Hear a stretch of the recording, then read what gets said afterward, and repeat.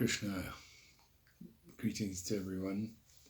Just wanting to talk a little bit about our situation and share some thoughts about how we can stay happy. Yes, the book Bhagavad-gita, perhaps many of you are familiar with this. Bhagavad-gita, the Song of God, the oldest book in the world, gives some very, very interesting information about another world, which is called Vaikuntha. Vaikuntha means the place of no anxiety, no limits, which is a real place. We should not think that this is some, how can you say, imaginary dimension. No, it's the spiritual universe, just as this universe is the material universe, one of many, many material universes. We understand from the Vedic literature, the ancient books of wisdom, the Vedas, that this material universe is one among very many of material universes. They give the example of a sack of mustard seeds. Can you imagine how many mustard seeds in a sack? Many, many. So in the same way, there are many, many material universes. And by the way, ours happens to be the smallest of all those universes. So that kind of helps put things in perspective as to how can you say, significant we are in this great creation. Insignificant and at the same time significant. But Bhagavad-gita talks about the spiritual world, which is beyond this material universe. But that place is filled up with so many millions and millions of spiritual planets. In that region, that spiritual universe, there is no birth, old age, disease, and death. It is beyond, it is timeless. So there's no influence of time. There's also no need of suns, moons, or fires. This information is given in the Bhagavad Gita. All the planets are self-effulgent. So amazing information. So these avatars, the transcendental spacemen, they come to this material universe. The inferior energy, as it's described by Krishna, that Krishna has, the Supreme Lord, has different energies. Three basic categories are superior spiritual energy, the marginal energy, which is ourselves, individual souls, and then the inferior material energy. So this material world is that category, the material inferior energy. As wonderful as it is, still it is Krishna's inferior energy. So we cannot imagine how wonderful is his superior energy. And these great saints and avatars come here to give us this information. And books like Bhagavad-gita give us very wonderful descriptions of the life there. What is going on there? What is the quality of life there? And the most profound message is that in that place there is no suffering. It is beyond all suffering. Just like in this world, we suffer adhyatmic, adhibhotic, adhidaivic. Three different kinds of suffering come to us.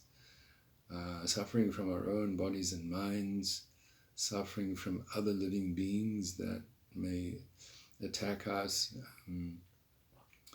and then suffering from disasters, natural disasters, just like earthquake, extreme cold. And of course, this pandemic at the moment is very, very profound in terms of bringing this whole planet to a standstill, really. The material life, the civilization as we know it, very quickly has come to an end. It is certainly on hold. We don't know for how long. So that is the material world. We are subjected to various kinds of suffering. Whereas the message of Bhagavad-gita, the Song of God, is that there is this place beyond all suffering. And that is our home.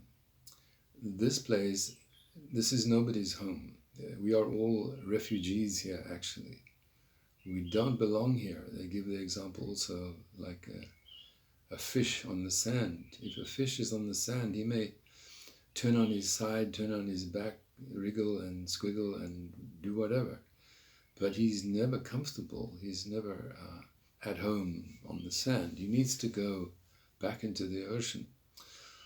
So this is the message of Bhagavad-gita, and of course all the great scriptures of the world, the Quran, the Bible, give the same message, that the goal of life is to attain God consciousness, to awaken our love of God, Krishna, Kuranga, Allah, Jehovah, so many names, Adonai that he has. So this is the special opportunity of human life to do that. Unfortunately, in the lower species, there are so many species, 8,400,000 different species, plants, aquatics, insects, reptiles, and so forth. They are all souls in those bodies, but their consciousness is very limited, whereas ours is superior and therefore capable of becoming purified, of elevating our consciousness.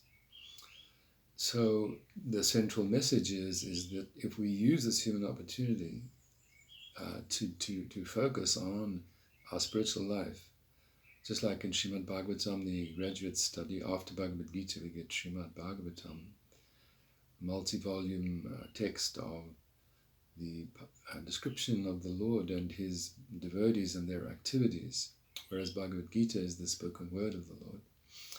So in Srimad Bhagavatam it says in the beginning, Atato Brahma Jigyasa.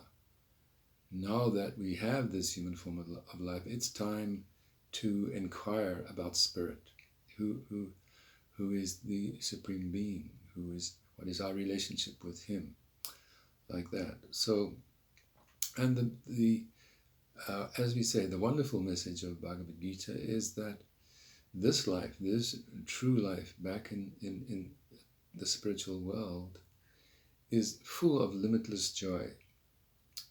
Only joy and happiness, no anxiety like that. So it's a very different picture from our present life in this material world, especially with this pandemic, where there's so much anxiety, uncertainty, people no doubt are depressed in many ways. So the message of Bhagavad Gita is very uplifting, very powerful to give us hope, and to give us encouragement to persevere with our spiritual practices. Especially in this age, the chanting of the holy names is essential.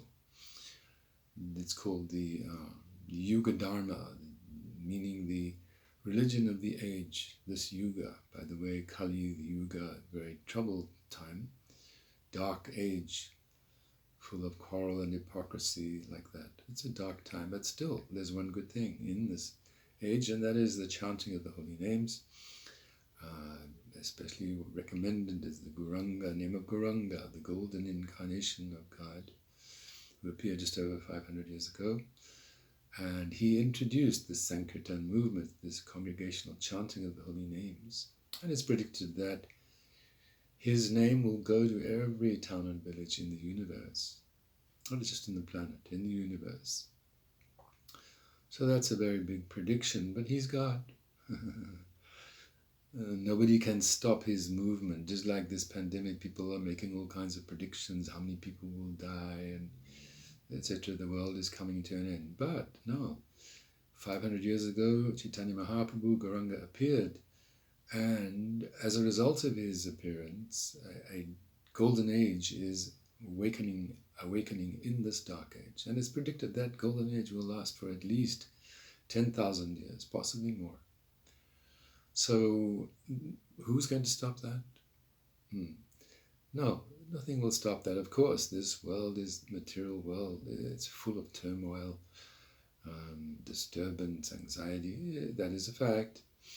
But within the context of understanding that God himself has appeared, not only God himself, but the most merciful incarnation of God, he doesn't accept offense. He is giving unconditional Just like my Guruji gave one lecture called Lord Gauranga has declared general amnesty. What does that mean? It means that everyone in this material world, which is like a prison house, we are all prisoners, criminals, because of our past misdeeds. But the unconditional mercy of Gauranga and Nitai is such that they are declaring general amnesty. What does that mean? Everybody's going to go free, like that. Free doesn't mean that we, just like in this, sometimes we see people commit crimes in this world, they go to jail, they come out and they just do the same thing again, same criminal activity. No. The power of Gauranga and Nitai especially is to reform us, is to purify us so that our dormant love, our dormant godly qualities are manifest.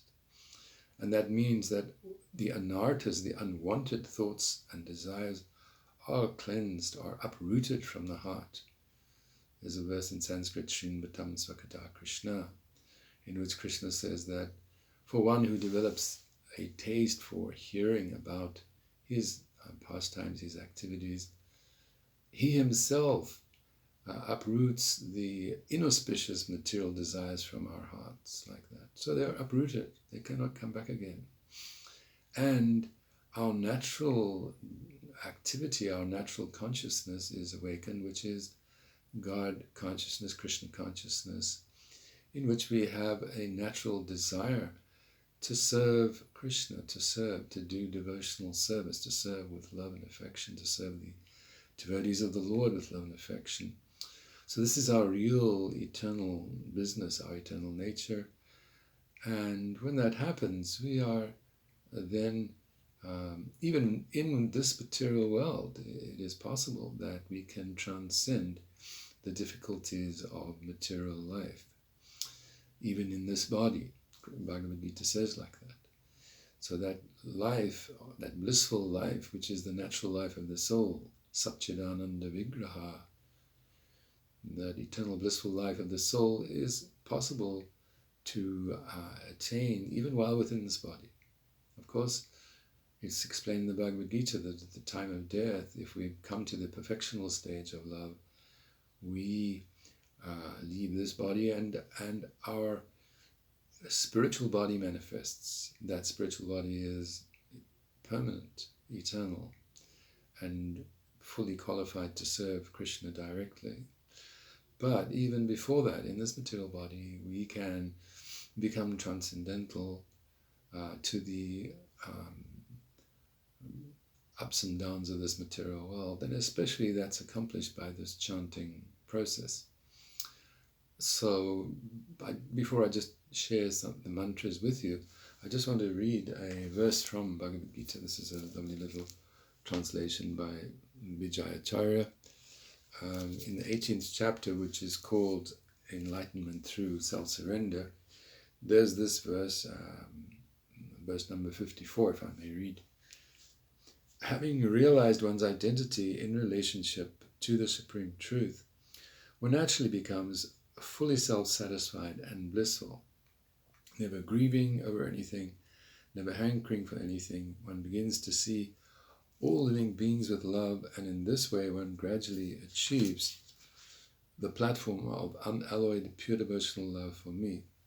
So very interesting that this verse explains that we need to realize who we are, that we are not these bodies, we are pure spirit soul, and we have a natural relationship with the Supreme Soul, with Sri Krishna.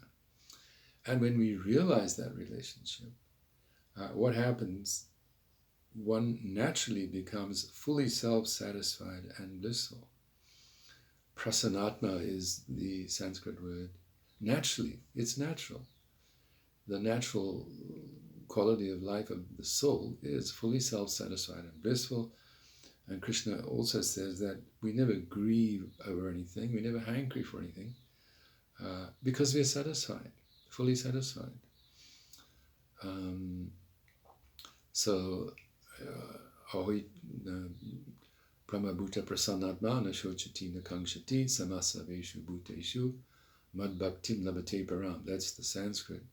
Na shochati, na kankshati. No hankering, no lamentation like that.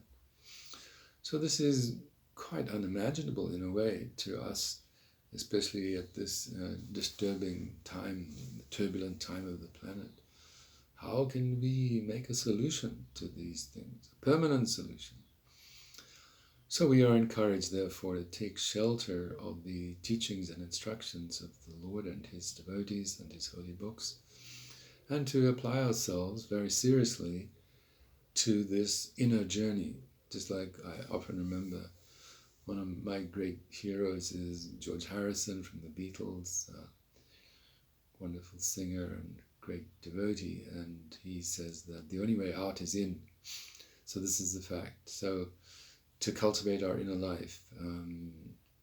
So this chanting especially is especially powerful to help us awaken that dormant, loving, blissful consciousness. One mantra that I find particularly helpful is the Gauranga mantra. As we say, Gauranga is the golden avatar, the incarnation of God, appeared most recently in this time. So the mantra goes like this: Shri Gauranga Jai Gauranga Gaur Gauranga Nam. Shri Gauranga Jai Gauranga Gaur Gauranga Nam.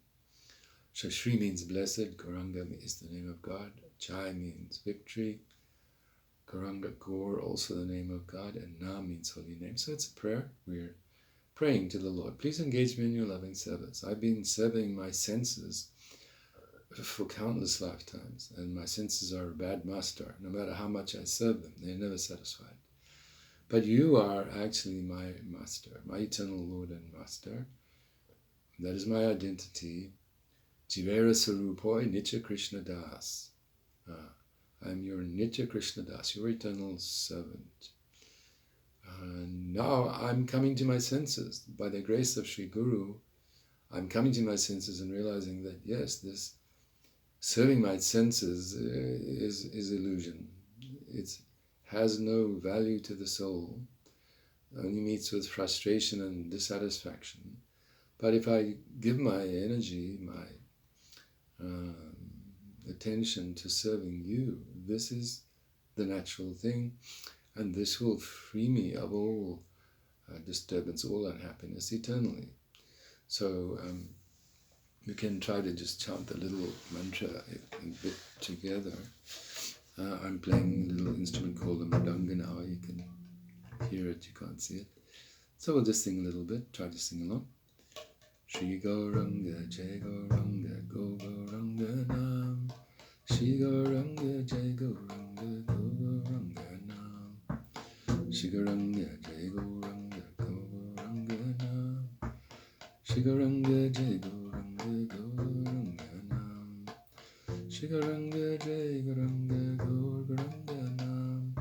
Shri Gauranga Jai Gauranga Go Gauranga Nam. Shri Gauranga Jai Gauranga Go Gauranga Nam.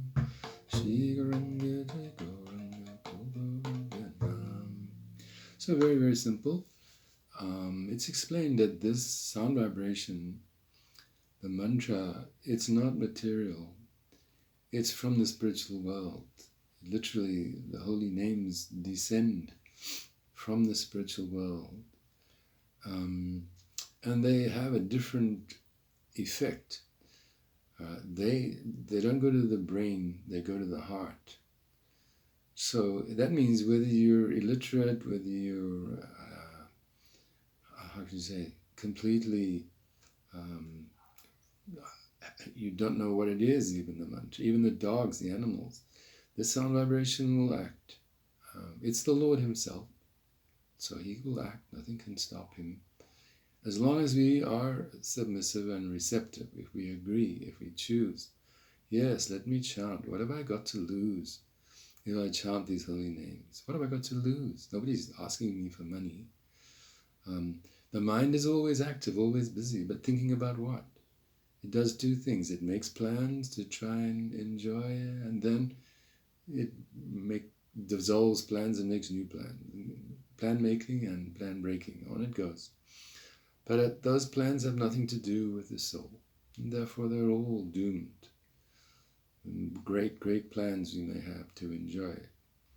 Just like one incarnation of God, Shringadev, he came to discipline and reform one big demon called Hiranyakashipu. This demon wanted to conquer the whole universe, and he did. It's so powerful.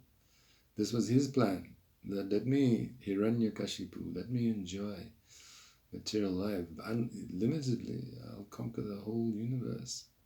But he was defeated like that. So no matter what plans we make in this material world, they will come to an end and we will be defeated. They will have no lasting benefit.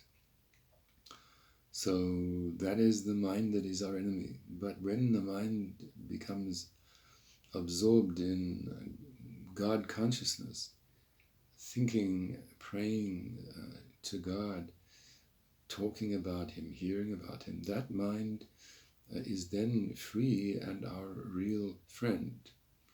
Actually, that's the word mantra. M-A-N means mind and tra means to deliver, to free. So can you imagine how wonderful, how powerful is the real mantra? It frees your mind. It delivers your soul.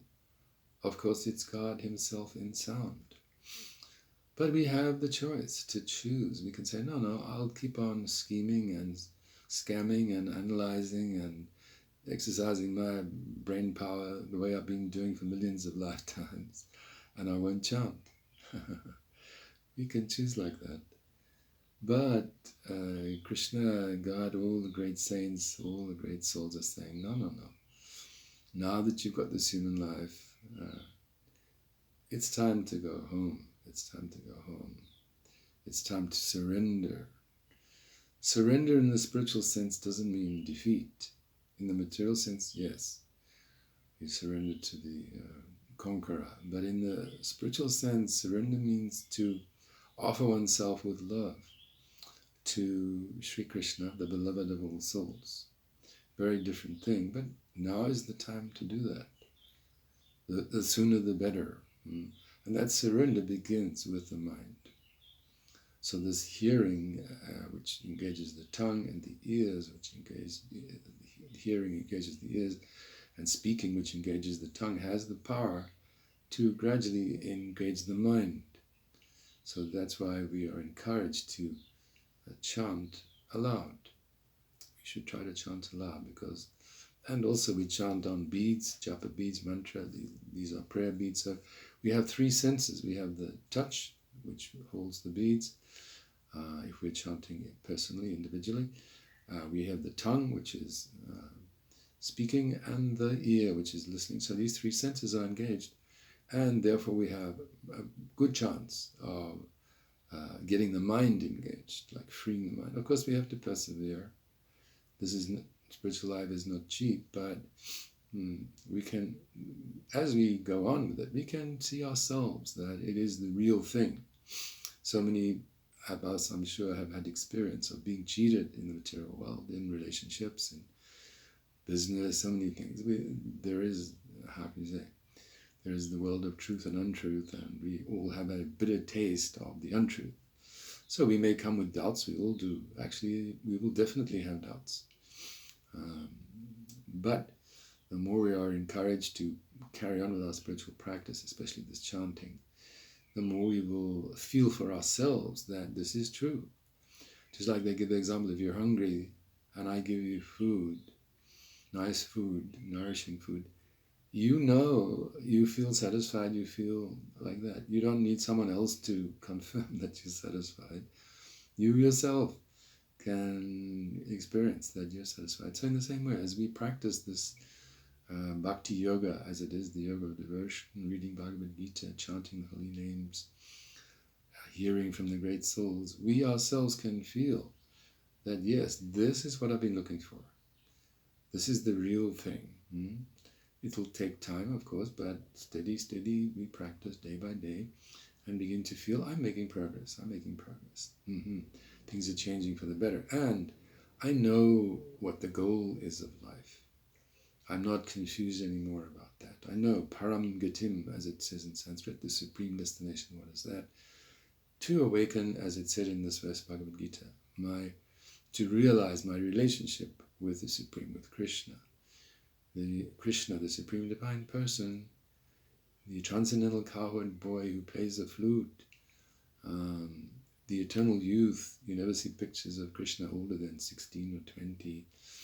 This transcendental Supreme Person, he is our nearest and dearest friend, and he's here especially in his holy name. We chant the Hare Krishna mantra. Hare Krishna, Krishna Krishna, Hare Hare. Hare Rama, Rama Rama, Hare Hare. The same, we are praying to him to be engaged in his service. More directly, we are praying to his most dear devotee, Mother Hara, Radharani. She's the most qualified devotee in all creation. She has the greatest love for Krishna, and she's very compassionate, Karunamayi. She's called Mother of Compassion. So when we say Hare Krishna, we're asking firstly for her compassion and mercy, so that she will then ask Krishna to engage us in their loving service. And that is our eternal business. We are eternally their loving servants, so that mantra never stops. Please engage me in your loving service. Even in the spiritual world, they are chanting these holy names. There's a beautiful verse in the morning that we chant. The English is, the sweet sound of the gopi songs about the lotus-eyed Krishna touched the sky and blended harmoniously with the sound of the churning of yogurt. By this wonderful sound, the inauspiciousness in all directions is removed. So the sweet sound of the gopis are the milkmaids of Vrindavan, because the topmost planet where Krishna stays, Goloka Vrindavan, it's called Goloka, the planet of the cows. It's village life. There's no factories and no pollution and no traffic like that. It's village life and lovely, beautiful forests, rivers, and cows, lots and lots of cows. And every day Krishna takes the cows out with his cowherd boyfriends. So it's a village life.